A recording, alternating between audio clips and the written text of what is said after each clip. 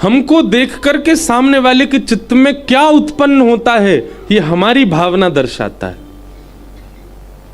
सामने वाले के चित्त में हमको देख करके क्रोध उत्पन्न हो रहा है, काम उत्पन्न हो रहा है, लोभ उत्पन्न हो रहा है, ईर्ष्या उत्पन्न हो रही है, क्या उत्पन्न होता है?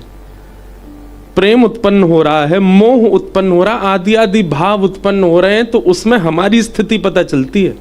हमको देखने से सामने वाले के चित्त में क्या प्रकट हुआ। लेकिन मीराबाई ऐसी हैं कि उनको देख करके सामने वाले के चित्त में कृष्ण प्रकट होते हैं।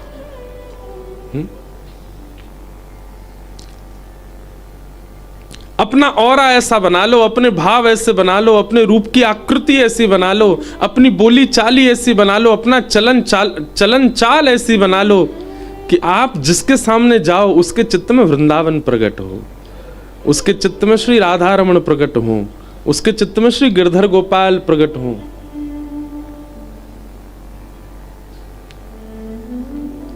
मीराबाई बहुत सुंदर हैं, पता नहीं क्यों 2 दिन से, अब तो हर कथा में ही आती मीराबाई। मीराबाई का स्वरूप बहुत सुंदर है, इतना सुंदर है, इतना सुंदर है कि कोटि कोटि रत्नों से कोई अगर न्योछावर करे तो भी कम है, इतनी सुंदर है मीराबाई। पर मीराबाई का रूप काम प्रकट नहीं करता किसी के भी चित्त में। मीराबाई को जो देख ले उसका काम नष्ट और हो जाता है, ऐसा स्वरूप। तो हमारा भजन, हमारी भक्ति, हमारी भावना हमारे मुख से छलकती है, दिखती है, प्रतिबिंबित होती है।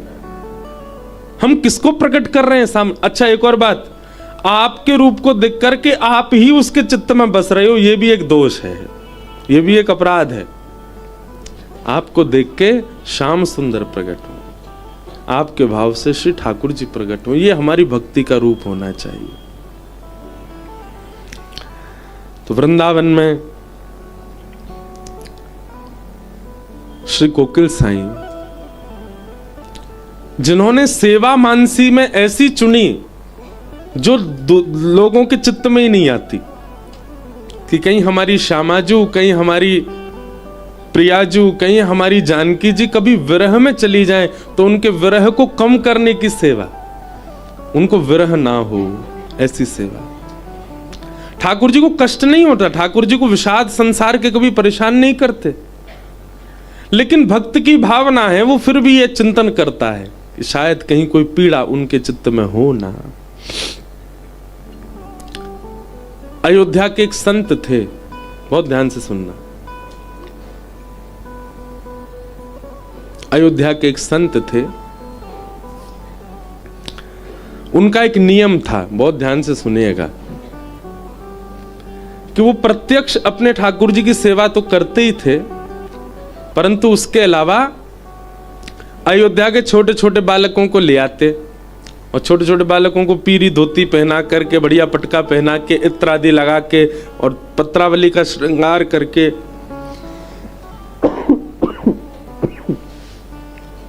इसके लिए क्षमा करना। कभी कभी ना कोई बहुत ज्यादा सुंदर होता है ना, तो उसको ढिटोना रख दिया जाता है। ऐसे ही जब ठाकुर जी को लगा, साईं को लगी आंगन में कथा होगी, बहुत जोर की होएगी, इतना सुंदर मंच बनो है, ऐसे सुंदर सब संगीतकार बैठे हैं, वृंदावन के सर्वश्रेष्ठ आचार्य ब्राह्मणों के साथ बैठ करके भागवत जी का पाठ कर रहे हैं, और जे लाला कथा सुना रहा है, तूने एक ढिटोना तो लगाओ, उसको गले में लगाए दियो है। नजर नहीं लगा पूरे उत्सव। तो मैं क्या बता रहा था, एक संत थे अयोध्या में, वो अपने ठाकुर जी की सेवा करते थे, लेकिन उनका नियम था कि छोटे छोटे बालकों को ले आते और एक बालक को राम जी का रूप बना देते, सुंदर पत्रावली, खूब सुंदर पोशाक पहना देते, पटका उड़ा देते, गले में माला पहना देते और मुकुट पहना के धनुष बाण दे करके, भावना रखते ही नहीं थे कि ये कोई बालक है, प्रत्यक्ष धनुष बाण धारण करते ही इसी भावना से प्रणाम करते, मेरे राघव जी, मेरे राम जी। और फिर नन्ही सी एक बालिका को चुनरी उड़ाते, उसको बढ़िया सुंदर श्रृंगार करके और तैयार करके और नथनी नथ बेसर आदि पहना करके तुरंत यही भावना रखते कि ये श्री जी हैं, हमारी जानकी जी हैं, किशोरी जी। स्वरूप सरकार प्रत्यक्ष उनके प्रति वही भाव रखते थे कि ये साक्षात ठाकुर जी। एक दिन बाबा ने बहुत सुंदर झूलो तैयार कियो, झूलो सजायो, झूला, और झूला पे दोनों स्वरूप सरकार बैठाए दिए और बैठाए करके उन्हें झुलाने लगे। अच्छा, एक हाथ से झुलाते जाएं, पद गाते जाएं, और कछु रसिक जन और उनको बैठा देते कि इनको देखते रहो, निहारते रहो, साक्षात सिया राम जी हैं, यही भावना रखी हो। और बीच बीच में दौड़ के जाते, रसोई में कछु सामग्री बनाने लग जाते। अब स्वरूप सरकार थक जाएंगे तो कुछ पवाऊंगा उन्हें। लेकिन आज झूला झुलावे में उनको इतना सुख मिलो, इतना सुख मिलो, इतना सुख मिलो कि समय से अधिक समय है गयो। आधा घंटा 1 घंटा झूला झुलाना, आज झुलाते ही जा रहे हैं। इतना आनंद आ रहा हो कि झूलते रहो ठाकुर जी। झूलते झूलते जो बेचारे स्वरूप सरकार है का वो थक गए। अब जानकी जी जो ही कहीं किशोरी जी, वे तो बड़ी भोरी भारी बेचारी थक गई, फिर भी बैठी। लेकिन राम जी जो बने थे लाला, वो बड़े चंचल। उन्होंने कि बाबा रोक दो, अब थक गए हम। वो नहीं नहीं बैठे रहो, बढ़िया लग रहे हो दोनों, और मुंह को देखने में बहुत सुख मिल रहा, झूलते रहो। झुलाते गए। थोड़ी देर में वो राम जी जो थे बेचारे खींच गए। तुम रोक रहे हो कि नहीं रोक रहे?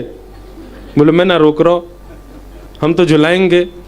और झुलाते झुलाते झुलाते सोई राम जी जो थे वो झूला पे से कूद गए चलते हुए में से। बेचारे ने गिर गए तो फिर उनके नेत्र सजल है गए। राम जी को गोद में पकड़ लो, लेकिन वो बालक इतना खींच गयो, निकर के गोद में तो भागो। बोले दूर हटो मोते, और जे पकड़ो अपना मुकुट, ये लो अपने धनुष बाण, सबरी सामग्री उतार उतार के फेंक लो, मोह ना बननो।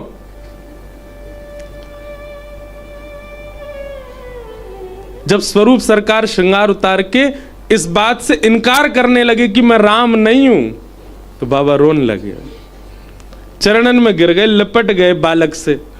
ऐसा मत कहो, ऐसा मत कहो, आपको मेरी सौगंध है, ये बात दोबारा, मेरे मन में भावना आती नहीं है कि आप बालक हो, आप क्यों कह रहे हो? बोले ना मैं राम ना हूं, कल ते मैं ना आऊंगा, कोई और बालक ढूंढ लो। चरणन में गिर गए। बोले आप ऐसे मत बोलो, आप ही मेरे राघव हो, आप ही मेरे साक्षात राम हो, आप ही मेरे प्रभु हो, आप ही मेरे इष्ट हो, ऐसा मत कहो। जानकी जी बेचारी चुपचाप झूली रही है। वो सीधी कोई भोले भाले बालक हो मैं कही। लेकिन राम जी नहीं माने, जोर जोर से अपना मोह मिटाने लगे, सबरी पत्रावली छुड़ाने लगे। तो बाबा को बोले नहीं मानोगे? वो नहीं मानूंगा। नहीं मानोगे? नहीं मानूंगा। वो ठीक है मत मानू, मैं कुआं में कूद रहा हूं। तो वहीं पास में कुआं था और बाबा जाके वह कुआं में कूदे ही गए। और कुआं में पानी था ही नहीं, थोड़ा कम था, नीचे कूद गए, गिर गए और नीचे गिर के रोने लगे। बोले तुम मत मानो मेरी बात। ऊपर से वो बालक बेचारे घबरा गए। तो राम जी ऊपर से देखने लगे, अरे बाबा तू कूद काहे गयो, तू ऊपर आ जा, अरे बाबा तेने ये काहे कियो। जब तक राम जी देख रहे थे तब तक बाबा नहीं मैं नहीं आऊंगा, आप अपनी जिद करो, फेंक दो मुकुट उतार के, धनुष बाण तोड़ दो, बार बार कहो मैं राम नहीं हूं, मैं तो यहीं प्राण त्यागूंगा अपने। इतने में ही झूला झूलते झूलते धीमे हो गए तो जानकी जी उतरी। और जैसी जानकी जी दौड़ के आई और उनने जैसे ही कुआं में झांक करके नीचे देखी, बोले बाबा, बस बाबा शब्द सुनते ही वो महाराज जी इतने व्याकुल हो गए। बोले अरे जानकी जी आप मत देखो नीचे, ये बहुत गहरा है, या की गहराई बहुत है, आप डर जाओगी, हमारी श्री जी डर जाएंगी, आप मत झांको नीचे, बाबा ऊपर आ जाओ। हाँ मैं आ रहा हूं, तुरंत आ रहा हूं, अभी आ रहा हूं ऊपर, आप नीचे मत झांको। तुरंत बाबा कोई रस्सी वस्सी पकड़ करके ऊपर पहुंच गए और ऊपर जाकर के श्री जानकी जी को हृदय से लगा के खूब रोए। आज मेरे इस कृत्य की वजह से जी राम जी तो इन पर कछु कछु लगे, कन्हैया को असर आ गो है, ज्यादा खींचन लग गए। पर मेरी जानकी जी आप डर तो नहीं गई, आप मत झांके करो नीचे ऐसे, कहीं आपको भय लग गया हो तो, डर लग गया हो तो फिर कैसे करूंगा। दूर बैठे सब अयोध्या के संत जन उनको दंडवत करते, प्रणाम करते, कहते बोले इनकी भावना देखो, ये साक्षात स्वरूप के प्रति ऐसा व्यवहार करते हैं जैसे मानो साक्षात सिया राम जी हैं। सब उनको वंदन करते, सब नमन करते।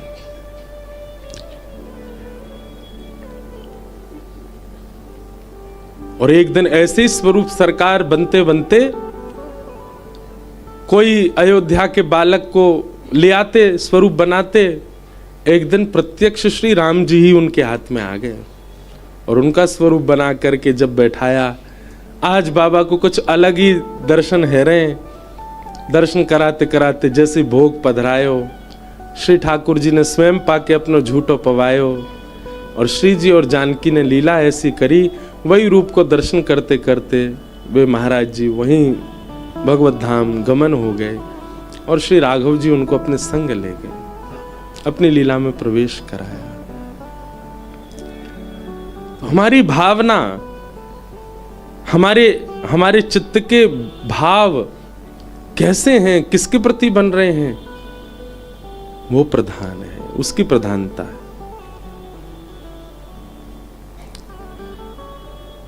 तो साईं के आंगन की ये कथा अद्भुत है। हमारे कोकिल साईं अपने मनस्थ भाव में, मानसी भाव में श्री जानकी जी को विरह ना हो, इस भावना से कोकिल बन के जाते थे। ऐसे पूज्य श्री साईं को हम बारंबार, हमारे सिंधी समाज में संतों को साईं कहते हैं, इसलिए बार बार साईं शब्द का प्रयोग होता है। ऐसे पूज्य साईं को हम प्रणाम करते हैं। उनके आंगन में अपनी वाणी पवित्र करने का यह अवसर मिल रहा है। प्रथम दिवस की कथा कल महात्म्य से प्रारंभ हुई, अब प्रथम स्कंद से हम लोग कथा क्रम में प्रवेश करें। बोलो वृंदावन बिहारी लाल।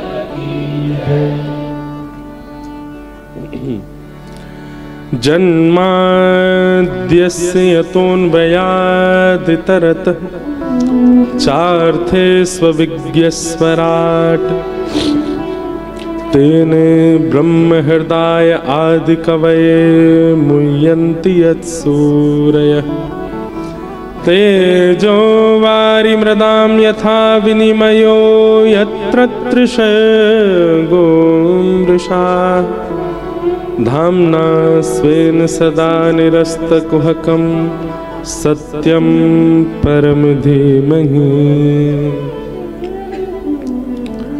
भागवत जी का प्रथम श्लोक है, जन्माद्यस्य यतोऽन्वयादितरतः।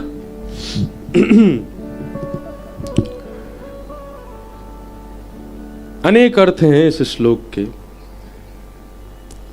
पर जन्म लेते ही जो परमात्मा, एक कृष्ण परख अर्थ है। जन्म लेते ही जो परमात्मा जिन माँ के यहाँ जन्म लिया, पिता के यहाँ जन्म लिया, उन्हें छोड़ अन्वयाद इतरतः दूसरी मैया के पास चले गए। दूसरी मैया कौन? यशोदा मैया। और वहां जाके क्या किया? बोले चार्थे स्वविज्ञ स्वराट। अविज्ञ हैं, अनविज्ञ नहीं है, सब जानते हैं। कितने रूप बदल करके राक्षस आए, पर सबको पहचान गए श्री ठाकुर जी। तेने ब्रह्म हृदय आदि कवये, आदि कवि ब्रह्मा को भी जिन्होंने अपनी लीला के द्वारा ग्वाल बालों का हरण किया था ना ब्रह्मा ने, उनको ठाकुर जी ने अपनी लीला के द्वारा अपने रूप और अपने ऐश्वर्य का भाव समझाया।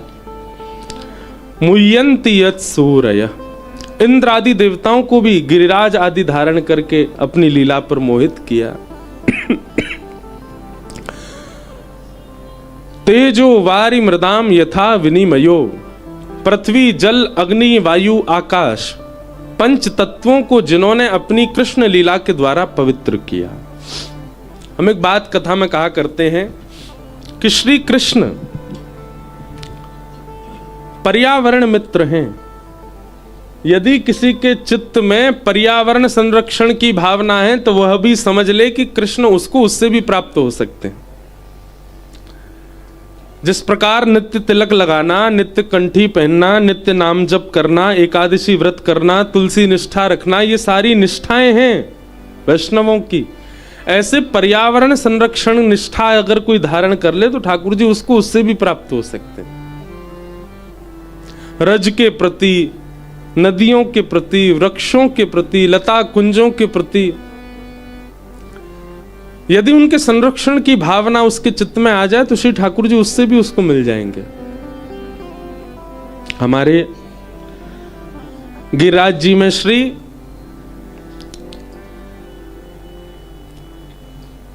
गया प्रसाद महाराज जी, पंडित जी महाराज, रज की सेवा में पूरा जीवन व्यतीत किया उन्होंने। सोहनी करते थे और उस सोहिनी की कृपा से ही, रज की सेवा की कृपा से ही श्री ठाकुर जी उनको प्राप्त हो गए। स्वामी श्री हरदास जी महाराज सब प्रधान है पर उन सबसे भी ज्यादा कुंज, इसलिए अपने ठाकुर जी को नाम ही धर दियो कुंज बिहारी। कौन? कुंज बिहारी। लता कुंज द्रुम विल्व आदि इन सब के प्रति बड़ी भावना थी उनकी। हमारे श्री, मैं तो कहूं कथान में कि श्री ठाकुर जी को नाम बांके बिहारी तो बाद में हम लोगों ने धर दियो, मूल नाम तो श्री ठाकुर जी को कुंज बिहारी है, जो कुंज में निवास करें, सदा कुंजों में बैठे रहें, ऐसे श्री कुंज बिहारी लाल। तो कुंजों की सेवा से स्वामी श्री हरदास जी को ठाकुर जी प्राप्त हो गए। रज की सेवा से पंडित श्री गया प्रसाद जी महाराज को ठाकुर जी प्राप्त हो गए। यमुना जी की सेवा से रसखान को ठाकुर जी प्राप्त हुए। यमुना जी की खूब सेवा करते, यमुना जी में बैठे रहते। गिरिराज जी की सेवा से, पर्वत की सेवा से अष्ट सखाओं को श्रीनाथ जी प्राप्त हो गए।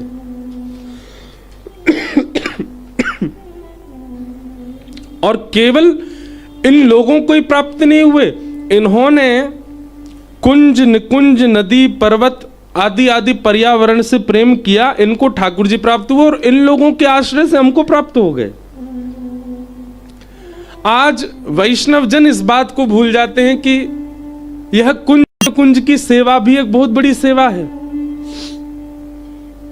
हमारी माने तो एक परिक्रमा महीना में एक बार ऐसी करे करो, पूरे वृंदावन में केवल इसी दृष्टि से घूमो कि कहीं भी अगर परिक्रमा मार्ग में आपको कुछ ऐसा लगे कि जो नहीं होना चाहिए, शुद्ध नहीं है, अपवित्र वस्तु कुछ पड़ी है, कुछ ऐसा, तो उसी भाव से लगाओ, सब इकट्ठे करो, पूरी मार्जन परिक्रमा करो वृंदावन की। आप विश्वास मानेंगे, आपकी मार्जन परिक्रमा से श्री ठाकुर जी और जल्दी प्रसन्न हो जाएंगे। 5 लाख नाम जब से जो कृपा होनी होगी ना, वो एक मार्जन परिक्रमा से हो जाएगी। लेकिन करवे में हमें बड़ो संकोच होएगा, कैसे करें? हमारी तो भावना यही, अभी कथा में आने से पहले वृंदावन के सब पद देखता हूं, सब पदों में एक ही बात है, कुंज निकुंजों के भाव, कुंजों की सेवा, निकुंजों में ठाकुर जी ऐसे करते। आज कुंज निकुंज रज भी नहीं बची वृंदावन में, रज भी खत्म होती जा रही है। इन सब के प्रति हमें भावना प्रकट करनी है, तभी ठाकुर जी प्रसन्न होंगे। भगवान श्री कृष्ण स्वयं तेजो वारी मृदाम यथा विनिमयो, पृथ्वी जल अग्नि वायु आकाश सबको पवित्र कर रहे हैं, और हम इन सबको अपवित्र करते हुए ठाकुर जी को प्राप्त करना चाह रहे हैं।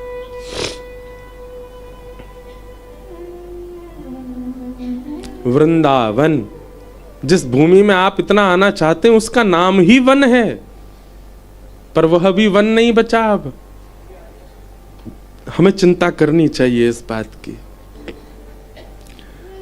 तेजो वारि मृदाम यथा विनिमयो, भगवान ने अग्निपान की, वायु को पवित्र किया तृणावर्त के वध के द्वारा, जल को पवित्र किया कालियानाग के वध के द्वारा, कालियानाग संहार के द्वारा, आकाश को पवित्र किया महाराज के द्वारा, पृथ्वी को पवित्र किया मृदभक्षण लीला के द्वारा। इस प्रकार श्री कृष्ण ने पंच तत्वों को पवित्र किया कृष्ण लीला में। और तेजो वारि मृदाम यथा विनिमयो यत्र सर्गो मृषा। 3 स्थानों की लीला प्रमुख है, व्रज, द्वारिका और हस्तिनापुर। धामना स्वेन सदा निरस्त कुहकम सत्यम परम धीमहि। अपने धाम जाने से पूर्व, स्वधाम जाने से पूर्व जिन्होंने उद्धव को ज्ञान उपदेश किया, ऐसे परम सत्य श्री कृष्ण को हम बारंबार प्रणाम करते हैं।